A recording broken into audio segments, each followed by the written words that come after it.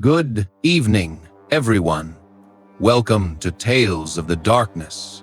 Some nights don't feel dangerous because of what happens in them.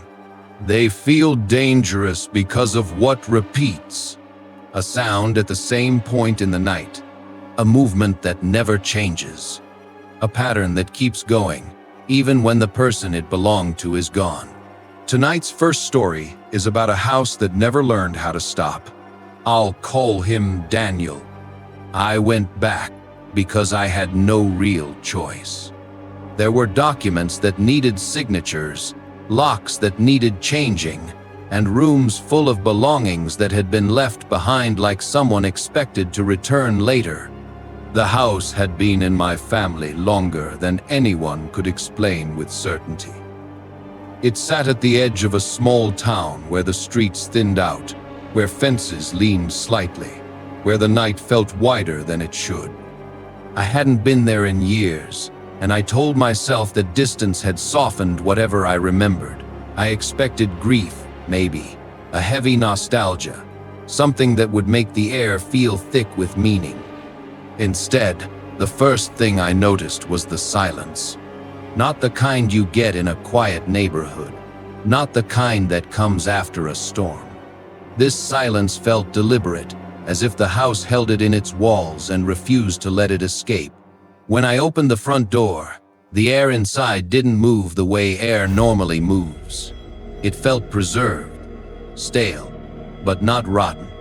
Old wood, stored cloth, a faint trace of cold earth, like a basement that had never been opened.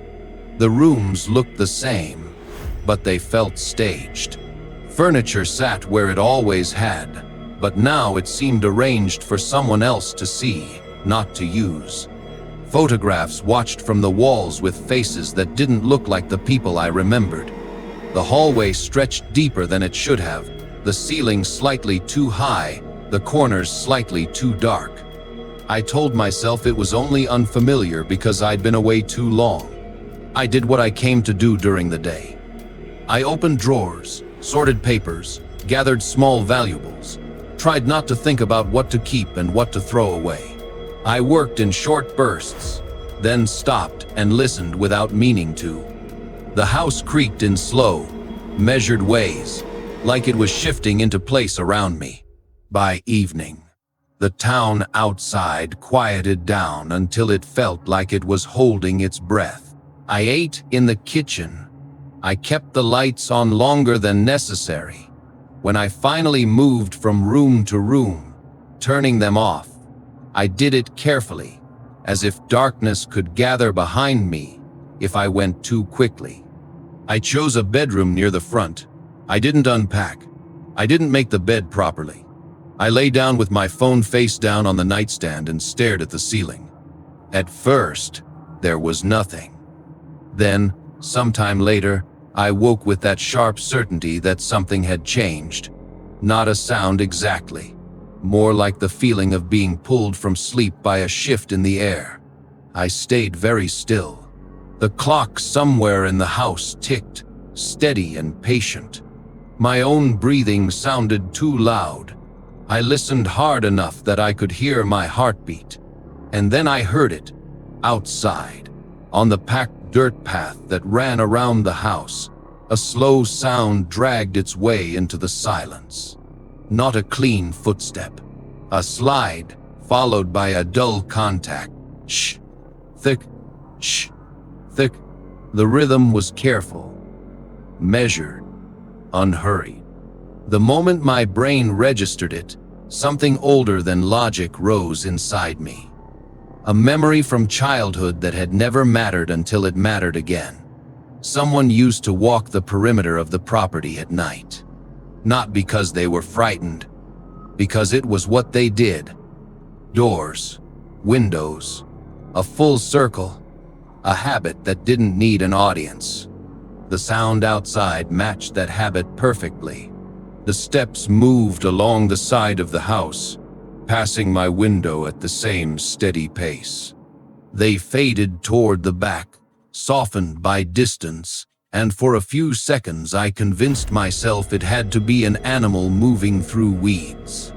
Then the footsteps returned, completing the circle.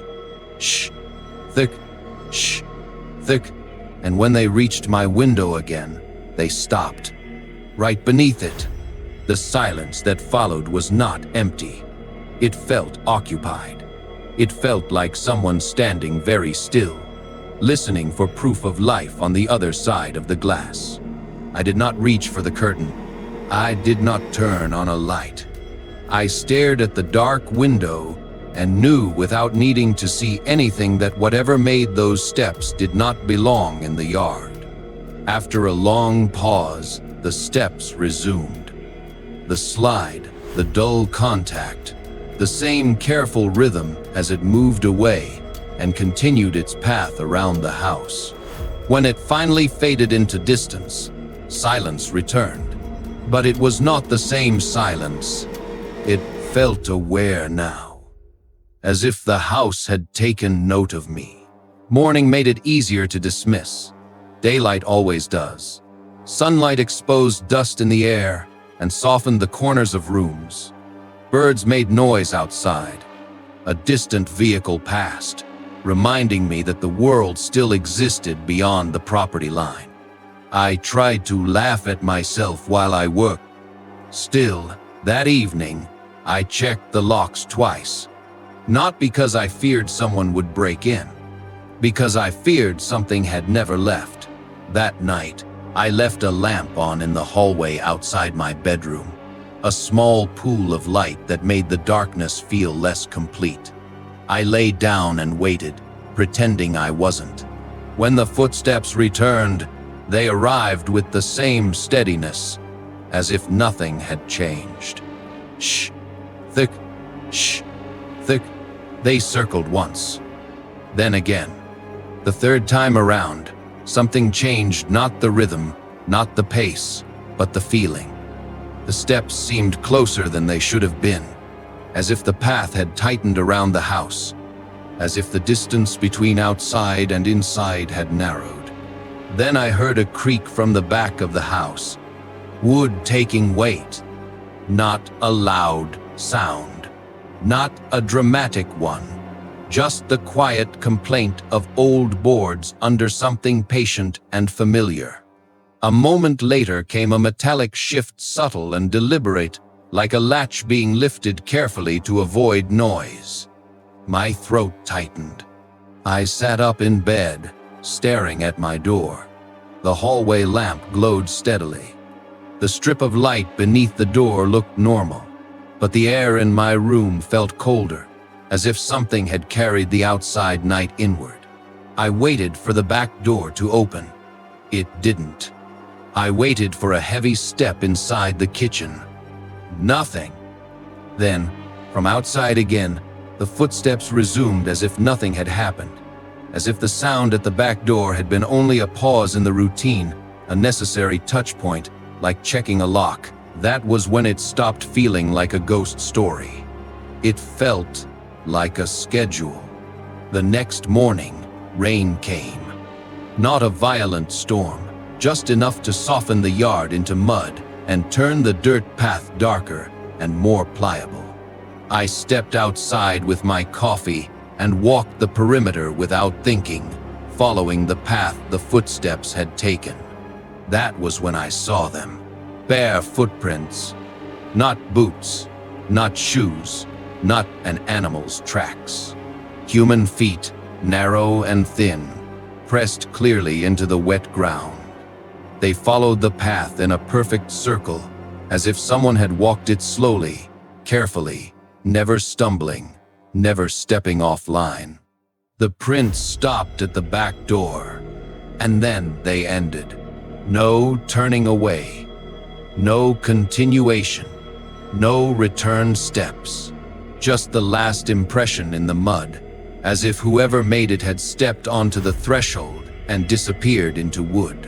I stood there for a long time. The house behind me was silent, and the yard in front of me looked ordinary. But the footprints made the night real in a way sound alone never could. That day, I moved faster. I called the person handling the paperwork and pushed for anything that could be done without delay. I sorted and packed while the sun was still up. I stayed in rooms with windows. I avoided the back of the house. I avoided that door. By the time evening came again, my body was tired, but my mind refused to settle. I told myself I wouldn't stay another night. I even stacked my bags by the front door. But when darkness fell, leaving felt wrong in a way I couldn't explain. Not guilt, not obligation. More like the sense that the house had an expectation, that its routine included a witness, that if I left in the middle of it, something unfinished would follow. I stayed. The footsteps returned, steady and patient.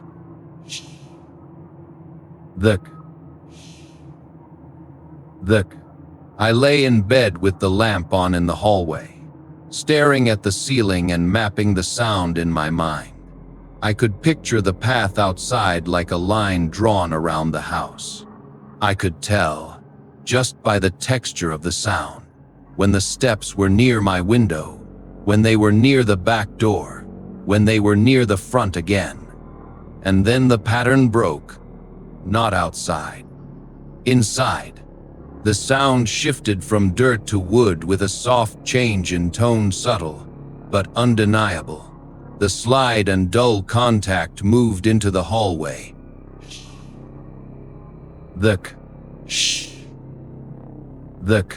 It stopped directly outside my bedroom door. The air in my room turned cold in a way that felt physical. My skin prickled.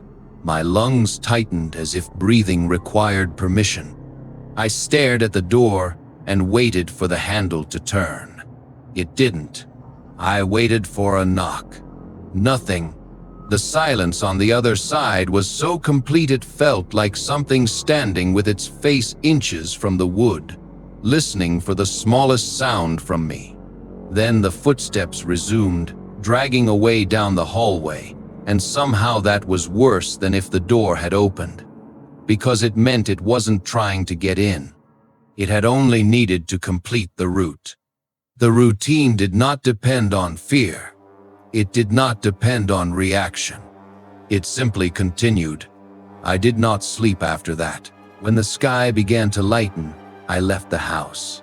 I drove until I reached a place with people and noise and open lights.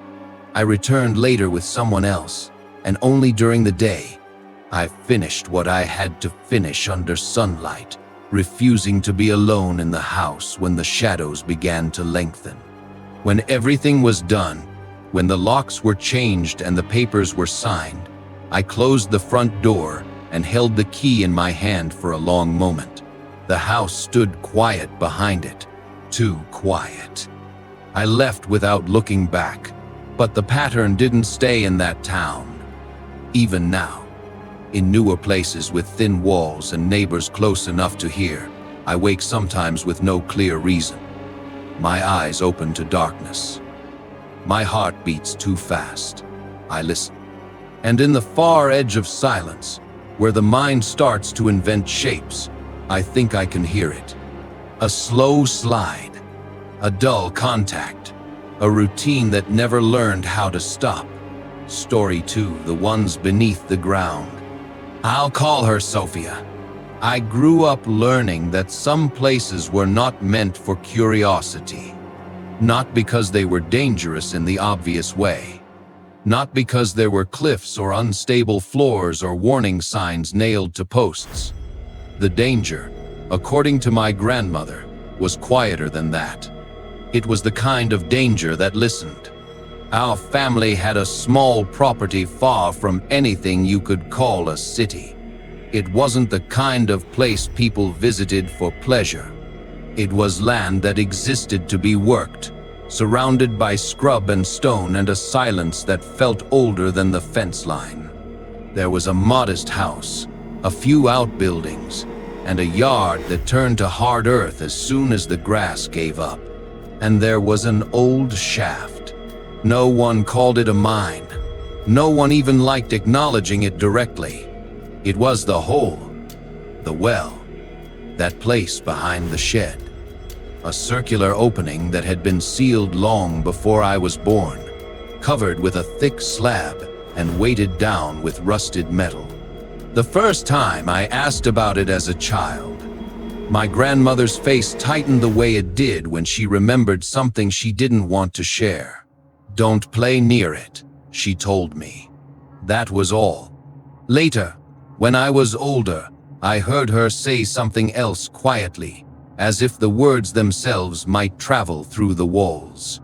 "They don't like being looked at." She never explained who they were. She never gave a name, never described a shape. And for years, that was enough. Childhood has a way of accepting rules without needing reasons. It wasn't until I was grown that I stayed there alone. My family left the property for an overnight trip. I didn't go because I had work to finish, and I told myself I was too tired for driving. The truth was simpler. The house had always felt calmer to me than the noise of people, and I assumed one quiet night would be exactly what I needed. By the time daylight faded, I regretted the decision. The silence out there did not behave like silence anywhere else. It didn't come and go. It settled. It thickened. It made the space around you feel larger than it should. I locked the doors without thinking, then checked them again, feeling foolish. I made a cup of tea and sat at the kitchen table with my laptop open, but the words on the screen stopped meaning anything. The house creaked in slow, reluctant ways. The walls held the day's warmth for a while, then released it, and the air turned cooler in a steady slide. Outside the window, the yard looked flat and empty. At some point, I realized the night had become too quiet. Even in remote places, you usually hear something: wind, insects, a distant animal, the faint movement of leaves. That night, there was nothing. The world outside seemed to be holding its breath. Then came the first sound.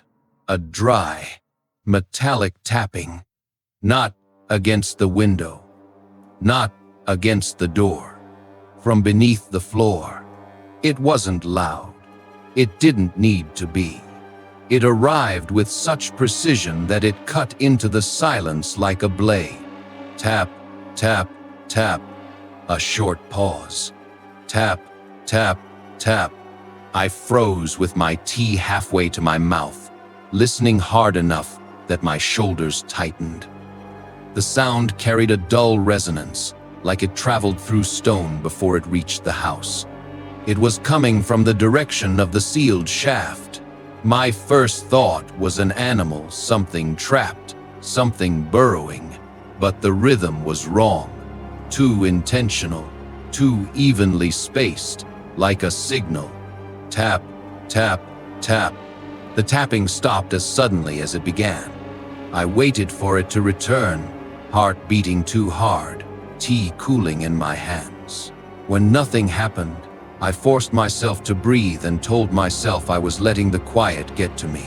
I closed my laptop. I turned on a light in the hallway. I tried to anchor my mind to normal things. I went to bed and lay there, staring at the ceiling. Minutes passed. Then I heard something else. A thin, uneven whistle. Not a tune exactly. More like someone trying to imitate a tune they didn't understand.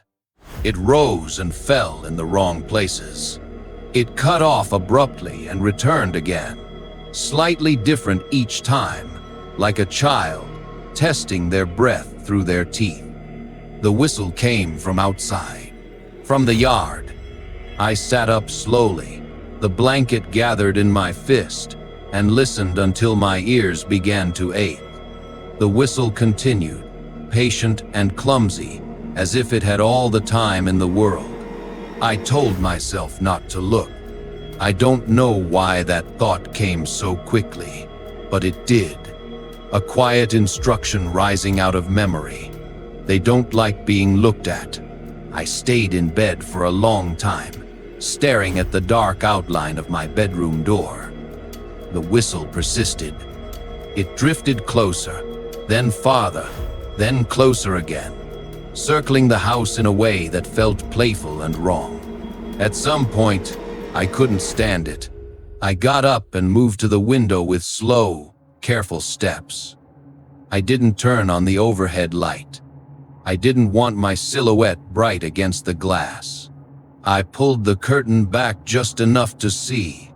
At first, I saw nothing. The yard was a shallow field of darkness with a faint, colorless sheen where moonlight reached the ground. The outbuildings sat like low shapes, silent and featureless. Then something shifted near the shed. 3 small figures moved through the yard, low to the ground at first, like crouched children. But their proportions were wrong. Their arms hung too long. Their heads seemed slightly too large. The way they moved wasn't a walk so much as a careful imitation of walking steps placed as if they had learned the concept from watching it at a distance. The whistle came from them. One of the figures held something that caught the light, briefly metal or stone. I couldn't tell. It flashed once, then disappeared as the figure turned its hand inward, hiding it against its body. They were moving toward the house. Slowly, deliberately. I stepped back from the window, breath caught in my throat. I told myself to lock the bedroom door, to hide in the closet, to call someone, anyone. But I couldn't make myself move quickly. The fear was too quiet, too heavy, like it had weight in my limbs. The whistle stopped. A new sound replaced it. A single, solid impact against the front door. Not pounding, not frantic. Just one firm hit, like someone placing their fist against the wood and pushing their presence into it. Then came the scraping, a long, slow drag across the door's surface, as if something hard was being drawn along the seam where the door met the frame, searching for the smallest weakness.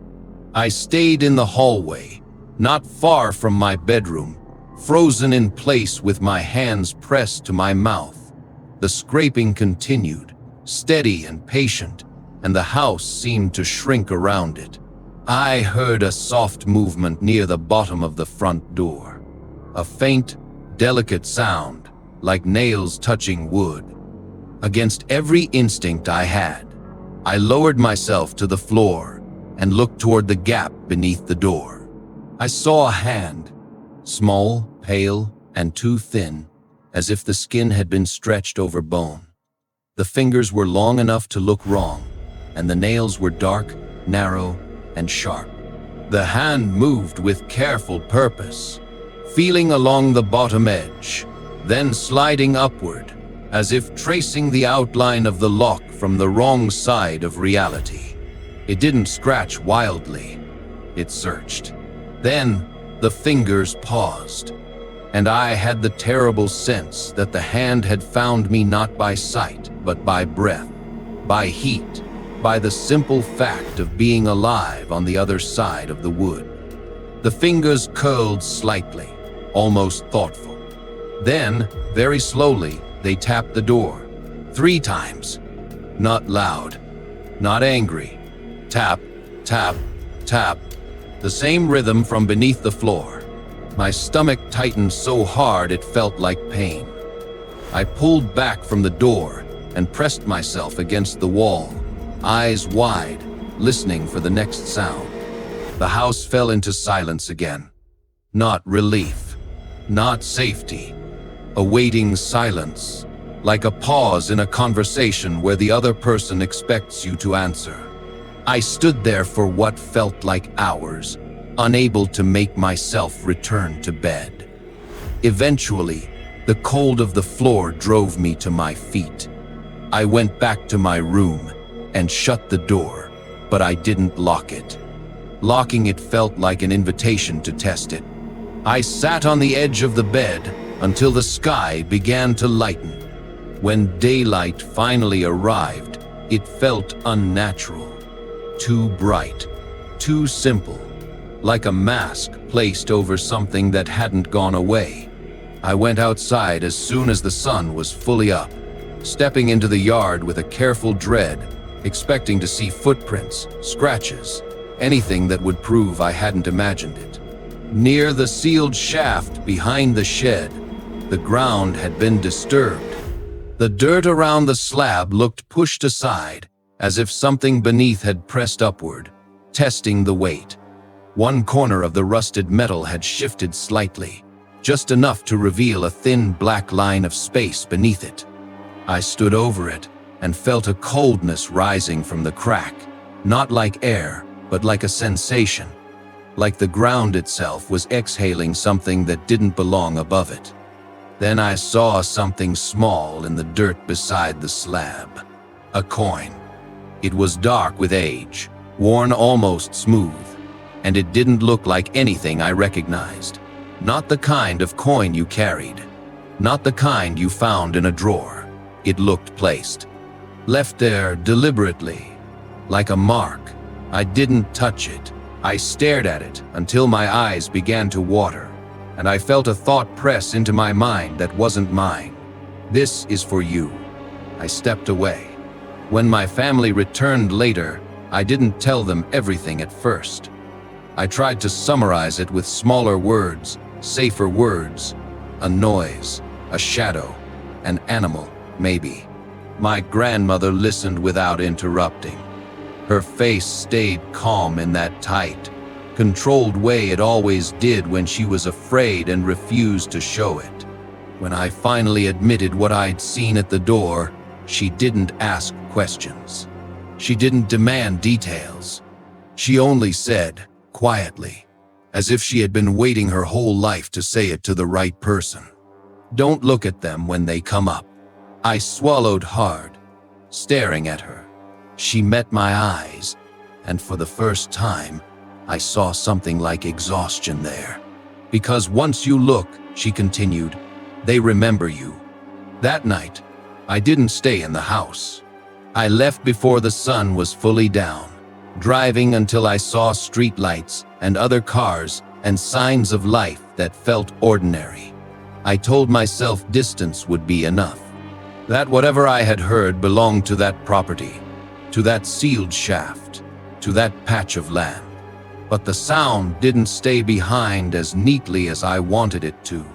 Sometimes, when I'm alone in a quiet room and the world feels too still, I hear it again, not clearly, not fully, but enough to make my skin prickle.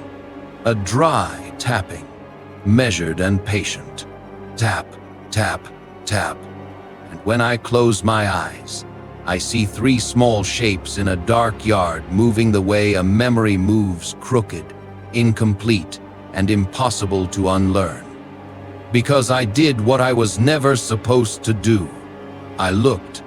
Story 3, the road that did not want to let me go. I'll call him Marcus.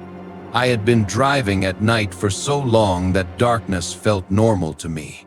When you spend enough hours behind the wheel after most people have gone to sleep, you start noticing patterns others never see.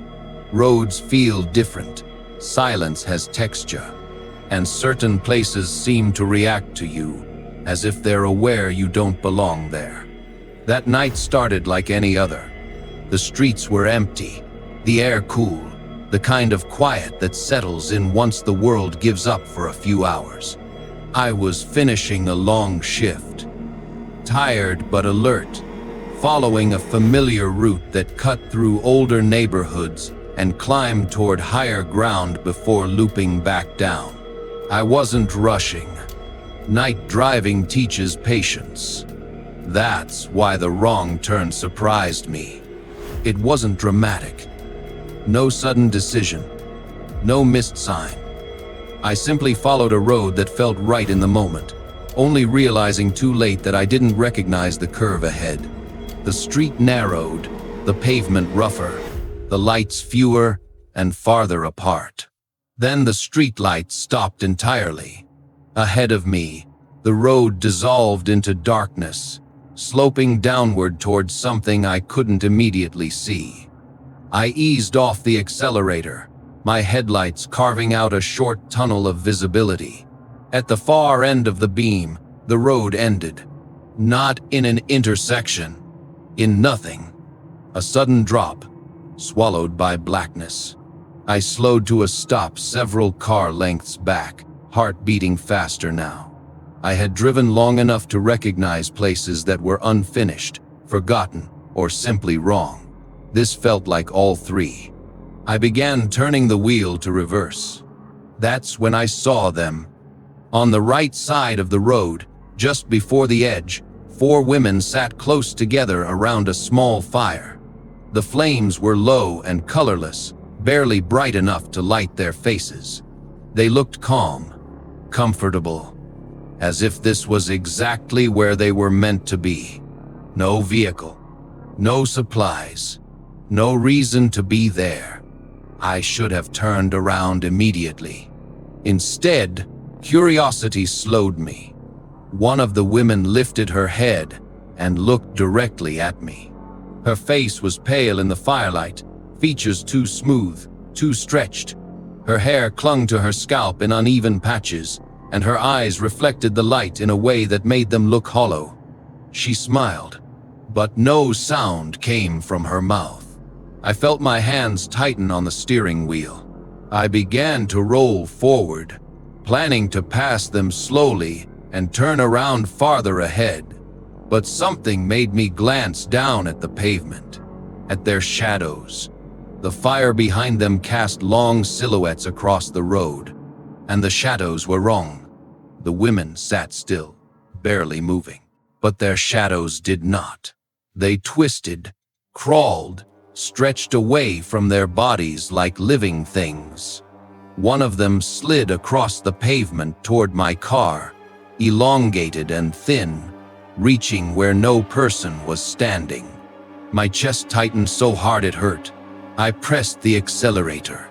The car lurched forward, tires gripping uneven asphalt. The moment I passed the fire, something heavy landed on the roof. The impact shook the entire vehicle. I flinched, fighting the instinct to brake. My hands shook as I checked the rearview mirror. I wish I hadn't. Behind the car, one of the women was walking after me. She wasn't running. She wasn't even moving quickly. But with every step, she closed the distance. Her feet barely touched the ground. She glided, her body tilting forward unnaturally, her arms hanging loose at her sides. Her mouth opened again, wider this time, and I knew without hearing anything that she was speaking. The radio turned on by itself. Static filled the car, then shifted into a low chant. A melody without structure, pressing against my ears like pressure underwater. The dashboard lights flickered. The speedometer needle dipped, then froze. No matter how hard I pressed the accelerator, the car refused to go faster. The road stretched, not visually, but in sensation. The distance between me and safety felt elastic, pulling longer with every second. The headlights no longer illuminated pavement, only shadows that seemed to move alongside the car, keeping pace. Then I felt it. A presence inside the vehicle. Not in the seat. Closer. A whisper brushed against my ear, warm and deliberate. "Don't take anything," it said softly. "You're supposed to come back." My body locked up. My vision tunneled. The world narrowed to the thin strip of road ahead, and the sound of that voice repeating itself, gently, patiently. "Come back." The trance broke when the car jolted violently. I don't remember swerving. I only remember the impact, metal screaming, glass shattering, my body thrown forward against the restraint. The world snapped back into shape all at once. Silence followed. When I came to, the car was still, angled awkwardly beside the road. A streetlight stood bent nearby, its bulb flickering weakly. The radio was off. The road behind me was empty. No women, no fire, no shadows. Later, when help arrived and the car was inspected, someone mentioned that others had gone off that same edge before, that the turn wasn't marked properly, that strange things were rumored to happen there at night. I didn't correct them, because I knew what I'd seen wasn't an accident. It was an interruption. I never drove that route again. But sometimes, very early in the morning, when the house is quiet and my mind drifts, I hear it. A soft impact above me. Not loud, not violent. Just enough to remind me that something once followed my car and expected me to return. Story 4. The dog that never showed itself. I'll call him Lucas. I never thought the night was something to fear. I had chosen night work on purpose. Fewer people, fewer questions, less noise. There was a calm to it that felt honest, like the world stopped pretending once the sun went down. While others slept, I walked empty spaces and made sure nothing changed. That was my job. The place I guarded was a large vehicle yard on the outskirts of an industrial zone, far enough from residential areas that the city felt distant and irrelevant. Rows of trucks sat in long, silent lines, some rusted, some newer, all of them waiting for something that never seemed to come. During the day, mechanics moved between them. At night, the yard belonged to shadows. On my first shift, the supervisor gave me a short list of rules. Most were obvious. Don't leave your post. Don't open gates unless authorized. Don't wander between the trucks without reason. Then he added one more. If you hear a dog at night, he said, not looking at me, and you can't see it, don't go outside. I waited for him to smile. He didn't. Don't call it. Don't look for it. Just stay where you are and wait. I nodded, assuming it was a local superstition meant to mess with new hires. But when I glanced at the other guards, no one laughed. No one rolled their eyes. They kept their attention on the floor, on their boots, on anything except the man speaking. That should have been my first warning.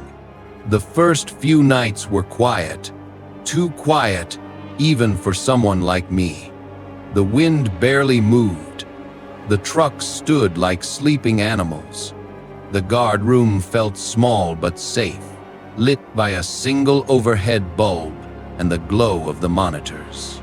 Then, one night, I heard it. Footsteps. Heavy ones. Not hurried, not clumsy, confident. They moved across the asphalt outside the guard room with slow purpose, each step placed carefully, as if whoever or whatever was walking knew the layout by heart. Then came the breathing. Low, deep, wet. The unmistakable sound of a large animal sniffing the air. I sat frozen on the narrow cot, every muscle tight.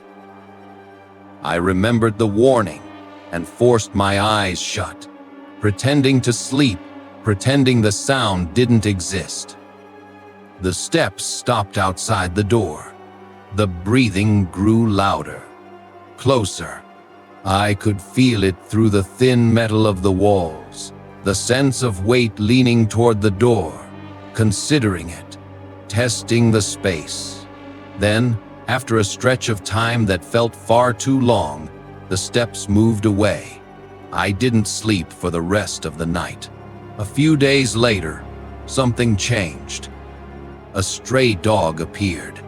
It came out of nowhere, thin to the point of looking fragile, ribs visible beneath patchy fur. One eye was cloudy, one ear bent at the wrong angle. It moved slowly, carefully, like it expected to be chased away. Instead, it walked straight to the guard room and sat down in front of the door. It didn't bark. It didn't beg. It simply stayed. The other guards accepted it immediately, as if they'd been expecting it. Someone brought it water. Someone else shared food. No one questioned why it had chosen that exact spot. The dog slept there every night, always in front of the door, always facing the yard. When the dog was there, the footsteps didn't return. Weeks passed. The night regained its familiar rhythm. I started to relax again, convincing myself that the earlier sounds had been stress, imagination, the mind filling silence with meaning. Then one night, the dog stiffened. I was halfway through my shift when it rose slowly to its feet, fur along its back lifting, a low growl rumbling from deep in its chest. It stared into the darkness between the trucks, unmoving. Then I heard it. A massive impact above the guard room. Not footsteps, a thud. Heavy enough to rattle the light fixture. Heavy enough to send dust drifting down from the ceiling. The dog snarled, planting itself directly in front of the door. Body tense, teeth bared. It didn't look frightened. It looked determined. Something moved across the roof. Slow, dragging. Scrrr, scrrr, scrrr. The metal above us bent slightly with each shift of weight. Whatever was up there was far too heavy to be a normal animal. Too deliberate, too controlled. The sound continued for what felt like hours. The dog never moved.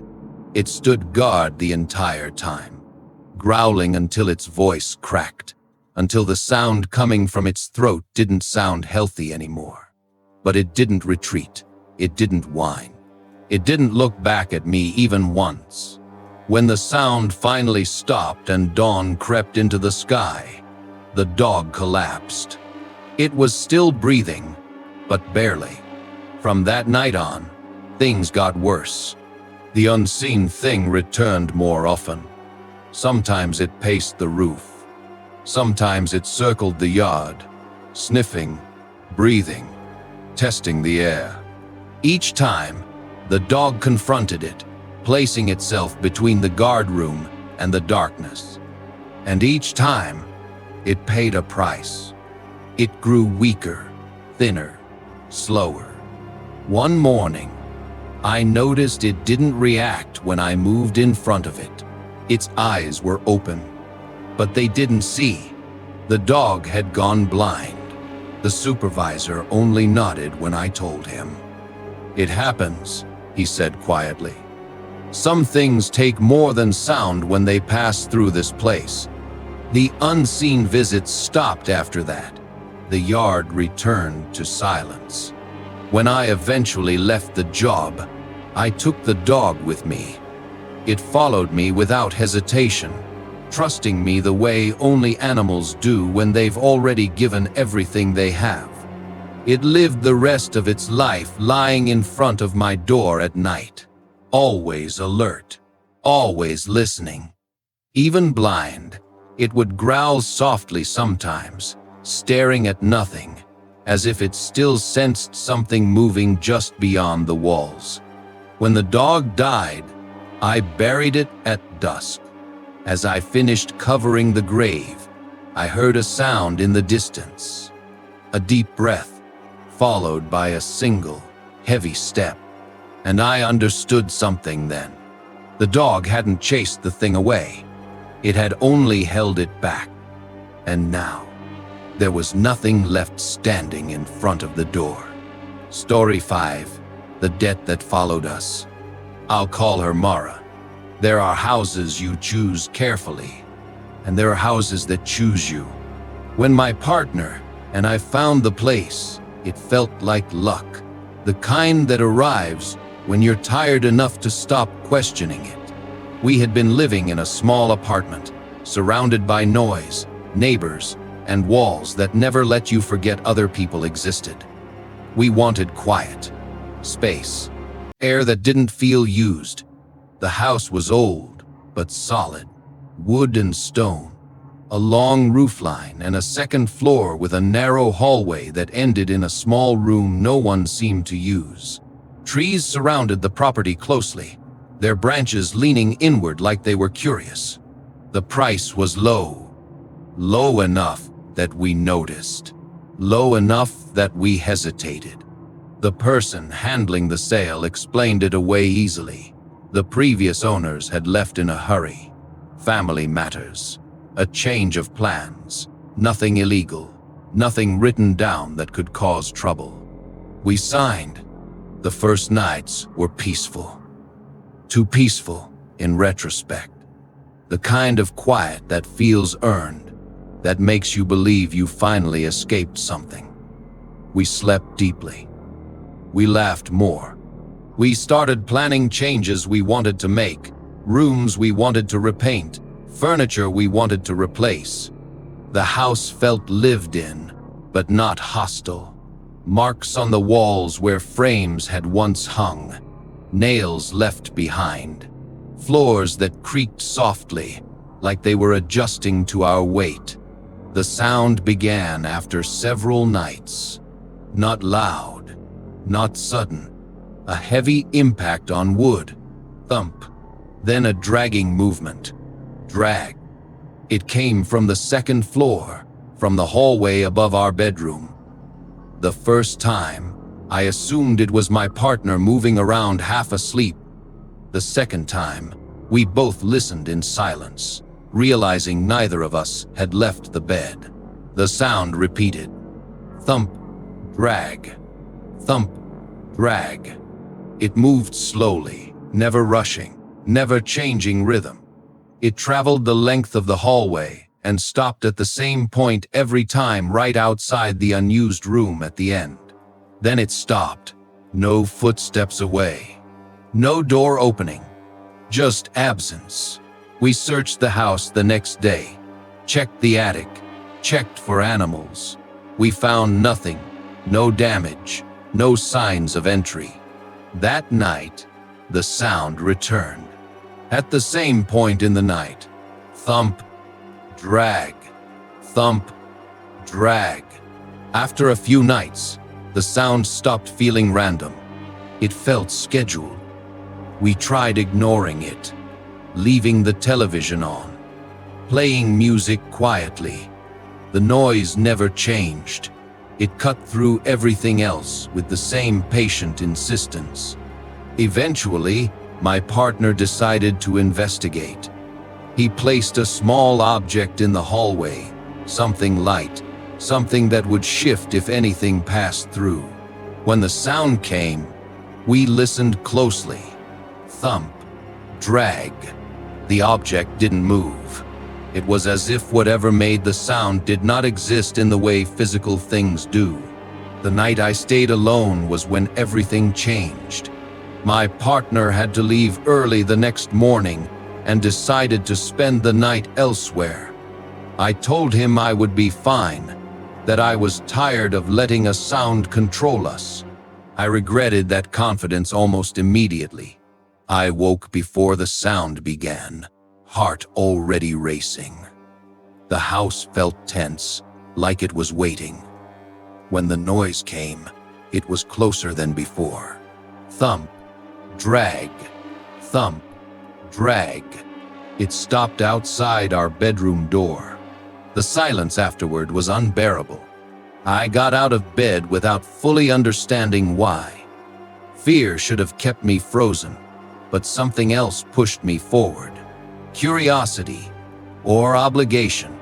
I opened the door. The hallway was dark and cold. The air smelled metallic, damp, like soil that had never fully dried. On the floor in front of me was a child, small, thin, lying face down, arms stretched forward as if he had dragged himself there. His clothes were old, rough, stained in places I didn't want to examine closely. The moment I saw him, my first instinct was wrong. Help. Then he lifted his head. Where his eyes should have been, there was only darkness. Deep, wet hollows that did not reflect light. And yet, I knew he was looking at me. His mouth didn't move when the voice came. It spoke inside my head, tired and quiet. "I'm cold," it said. "I'm almost done." The child moved. Just a few inches. Thump. Drag.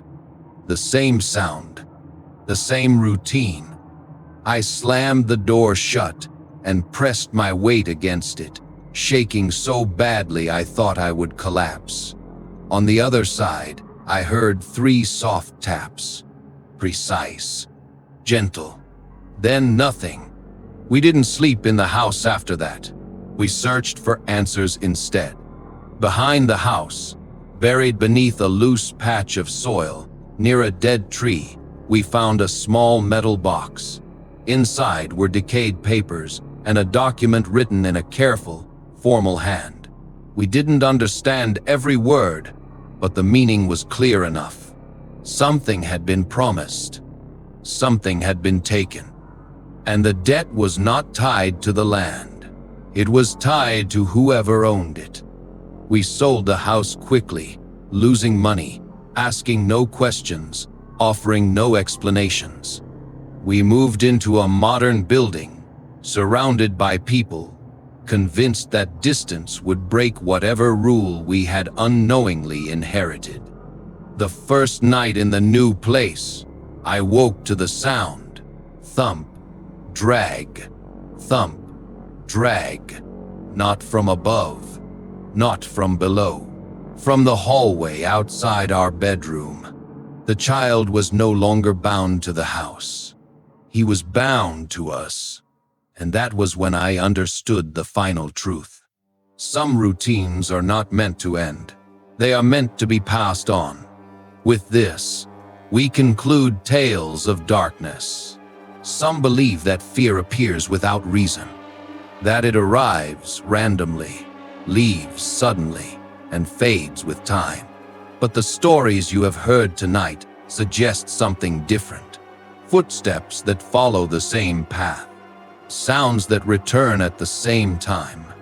Presences that react neither to courage nor to panic. They repeat themselves. Not because they want attention, not because they are lost, but because they follow rules older than those who know them. And once a routine begins, it doesn't always stay where it started. Sometimes it waits. Sometimes it continues. Sometimes it passes silently without warning. So, if something visits you night after night, if a sound returns when the world is supposed to be calm, if a pattern refuses to break, it may not be tormenting you. It may simply be finishing what it started. If you want more stories like these, be sure to subscribe to Tales of the Darkness.